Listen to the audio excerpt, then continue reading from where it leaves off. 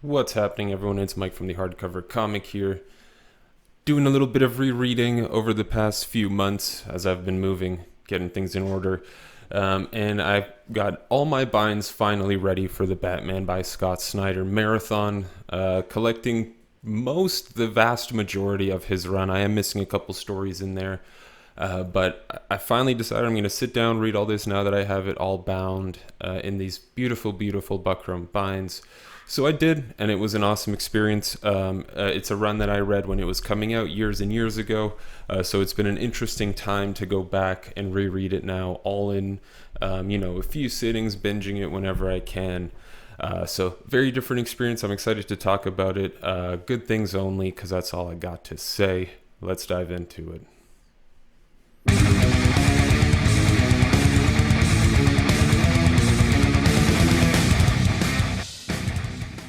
Starting off the run, I think this series started in like 2011. I'm pretty sure 2011 is when it started, which is around the time when I started to get back into comics in a more serious way. Started collecting single issues, going to the comic store every week, starting to get more involved in that whole universe. And seeing this book on the shelves every month was tough to turn down. So I eventually got into checking it out. Obviously, I'd started. I think it was Zero Year was happening around the time I started to read comics. So getting to read The Court of Owls and Death of the Family all in one go, reading them in trade paperback form was amazing. I really, really enjoyed the story. It felt great to get like a lot of Gotham's history, a lot of like very factual history that sort of builds upon itself throughout the entire run, starting off in the Court of Owls, where Scott Snyder did a pretty noble thing. He created a new villain, a new rival for Batman to face, one that's deeply ingrained within the city, within Gotham, which he should know like the back of his hand, considering what his nighttime occupation is. So very interesting stuff. And then Death of the Family, a very intense arc featuring the Joker. And I really like Scott Snyder's take on the Joker. It's great. It's a little bit of crazy. It's a lot of theater. An interesting exploration of the relationship between Joker and the Batman. I won't spoil it in case people haven't read it, even though this is a very old run. Well, not very old, but a relatively old run. I've gotten in trouble for spoiling things that are 10 years old before. Anyway, really great stuff. It's a great way to start off a run. You get some backup stories as well with different artists, but mainly Greg Capullo doing the main ongoing title with a few one-shots here and there that have different artists. We do also get to see Scott Snyder introduce a few new characters. You get introduced to Harper Row. Eventually, we'll get introduced to Spoiler in Batman Eternal, and Duke Thomas as well, even later on in the run. But I really enjoyed the one-shots too. It's a little weird to take like a one-shot story break in between these huge storylines or in the middle of a huge storyline. But Scott Snyder and the artists that worked with him really, really made it work.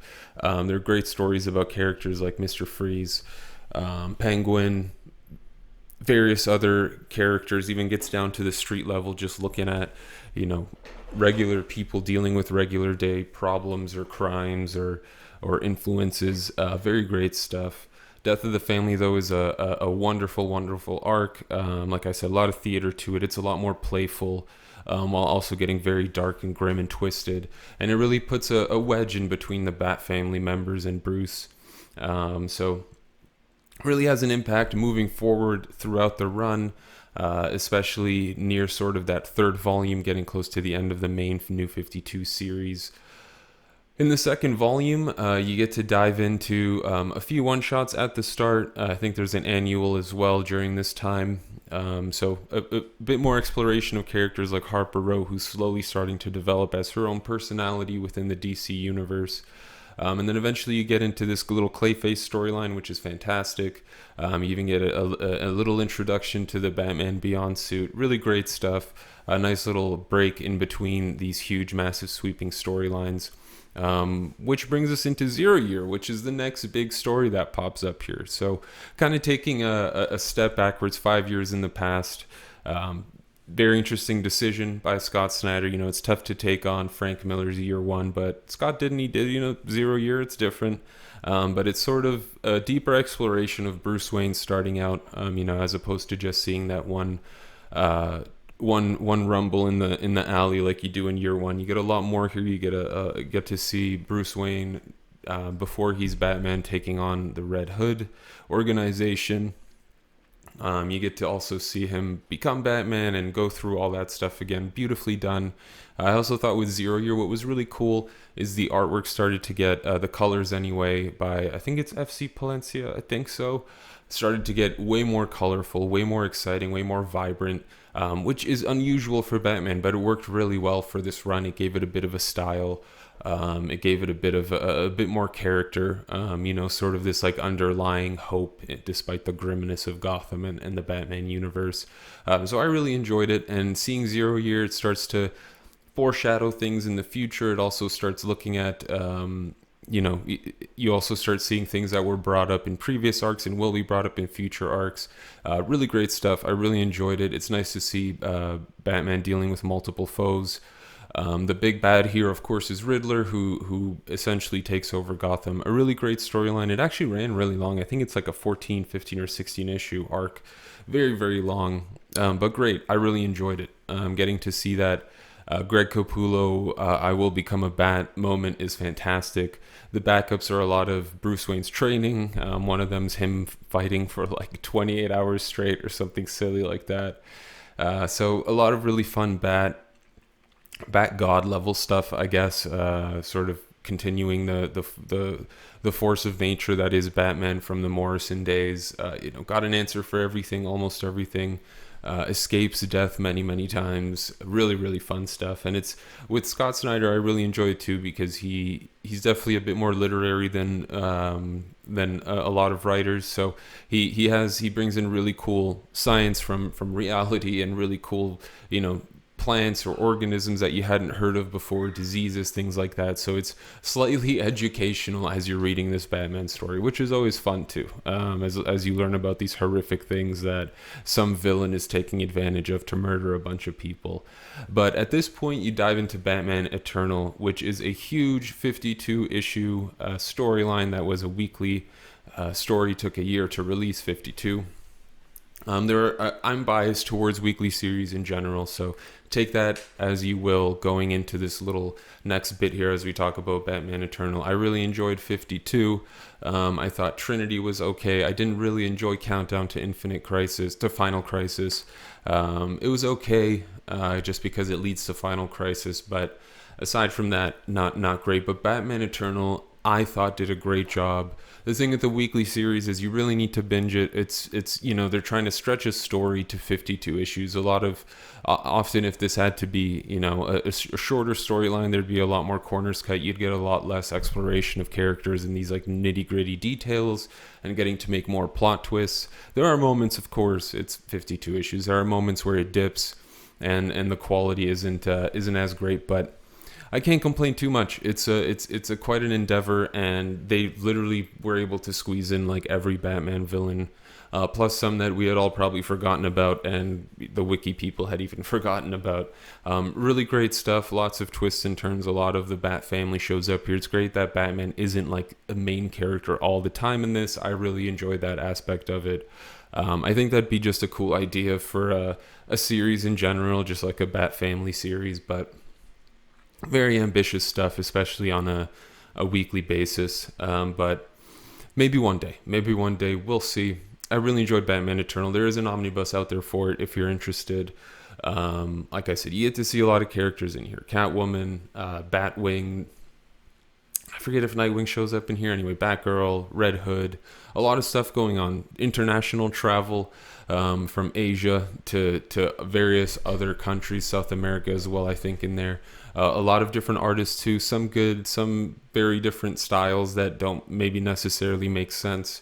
But overall, the Batman Eternal adds a lot to the Batman New 52 universe, especially the Scott Snyder run, continuing to see Harper Rowe's evolution into, Bluebird, and then getting to see characters like Selina Kyle change, Catwoman change to a new role within Gotham City. Getting introduced to Spoiler. A lot goes on in this storyline. So definitely a crucial part of the Scott Snyder run. Definitely gets referenced within the remainder of his run. So I personally really enjoyed it. I know others didn't, but that's how it goes with every storyline. I mean, you get to even see Jim Corrigan and maybe even the Spectre. I don't want to spoil anything, but it's very cool. I really enjoyed reading it. I think this was like my third or fourth time reading Batman Eternal, and still really enjoyed it. But getting back into the main Batman title, getting into Endgame here. Endgame was, I remember being so thrilled for this storyline, seeing these like preview pages like this one here where Batman's just in this crazy Hulkbuster type suit, fighting some of the Justice League members, really got me hyped up. This is such a great storyline. Even flipping through it now, I want to reread it again. There's so many awesome moments that happen here. The artwork, the coloring, seeing Greg Capullo evolve over time, add more detail, create these incredibly memorable moments like this one here. Just putting horror on the paper, putting action on the paper, putting detective on the paper. It's all so well done, particularly with this storyline, and which, if you haven't read the run, it has a huge impact moving forward, eventually leading into this Bloom storyline, which involves a bat suit that was called a Bat Bunny for a while. Rabot? No, can't say that. But really great part of the storyline, getting to see more one-shots. I really like that Scott Snyder in particular spent quite a bit of time on Freeze. There are some great storylines, whether it's the annual, I think that was done, or eventually we'll see in Volume 4 the issue that Freeze is in All-Star Batman. I think it's a great character that has a lot of really great motivation behind him that I like. I like the way Scott Snyder utilized that to make some really impactful one-shots. What's cool too is you get all these other artists and creators diving in on some of the ideas that Scott Snyder comes up with, like the Genesis machine, without giving anything away on that. You'll have to find out yourself. Batman and Robin Eternal, another nice interlude. 26 issues this time, not 52. They couldn't do it as long this time, but yeah, great stuff. I love Cassandra Cain, so this for me is and I do like the Robins of the years. At this point, Dick Grayson is also the agent of Spiral. Agent 13, I think, is his number. So a lot of things are different, even from Batman Eternal, especially from the start of the Scott Snyder run. So much has happened at this point. So many stories have happened, and the characters have all changed and grown so much. It's great to see them all come back here. You sort of get caught up you get caught up with these characters because the mainline title doesn't tell you these things. So it's great. For that reason, it's fantastic getting to see Cassandra Cain get the spotlight and start to progress as a more and more primary character within the Bat family was fantastic as well. I really enjoyed it. I really enjoyed this storyline. Not as much as Batman Eternal, for sure, but the fact that it's a little shorter doesn't make it as painful. And yeah, I imagine at some point DC will have to release an omnibus for this. We'll see. If they did one for Batman Eternal, they'll probably do one for Batman and Robin Eternal. Especially considering that the rest of Scott Snyder's run, I think at this point, has been collected in omnibus format. But we'll see. We'll see what they do. After Batman and Robin Eternal, the New 52 run was over at this point. Scott Snyder was no longer the Batman writer. I think at this point it was Rebirth, and Tom King had taken over. And in the era of Rebirth, Scott Snyder wrote a title called All-Star Batman that ran for, I believe, 18 issues. With multiple artists. The first story arc was with, as you can see, John Romita Jr. Not my favorite artist on Batman. I don't think he's an artist that fits on Batman, but that's just my opinion. The storyline, honestly, initially when this was coming out, I was not a big fan. I think mostly because it was no longer Capullo doing pencils. It was a weird story outside of Gotham, not really the best place to put Batman. Having read it now, after years, having binge read it after reading the entire New 52 run previously, the two Eternal titles, I thought this was great. I thought All-Star Batman was actually a really good time. I liked some of these other villains getting the spotlight. as opposed to, you know, who we'd seen primarily Joker in the New 52. Getting to see all these other artists take on Snyder's Batman and the things he goes through. Very great stuff. I really enjoyed it. The last arc is especially interesting too, with the first enemy, going again back into the history of Gotham and going back into the past. Really great stuff. I enjoyed it reading it. Now binge reading it the way I did, and then I finished off my little marathon with The Batman Who Laughs, which is just a phenomenal story. Probably one of the craziest Batman stories I think I've ever read in my life. But let us know down in the comment section below what you thought of Scott Snyder's run. I really enjoyed it. I enjoyed it the first time I read it. I've enjoyed rereading it now, having been in this comic game for about 10 years. Let us know down in the comment section below what you think of it. Would you potentially collect a Batman and Robin Eternal Omnibus? Is there anything else you'd want to see Scott Snyder do with Batman? Let us know down below. When's the last time you read the run? Have you read the run? Have you not read the run? Let's talk. Thank you all very much for tuning in. This is Mike from the Hardcover Comic. Until next time, as always, you stay classy, Internet.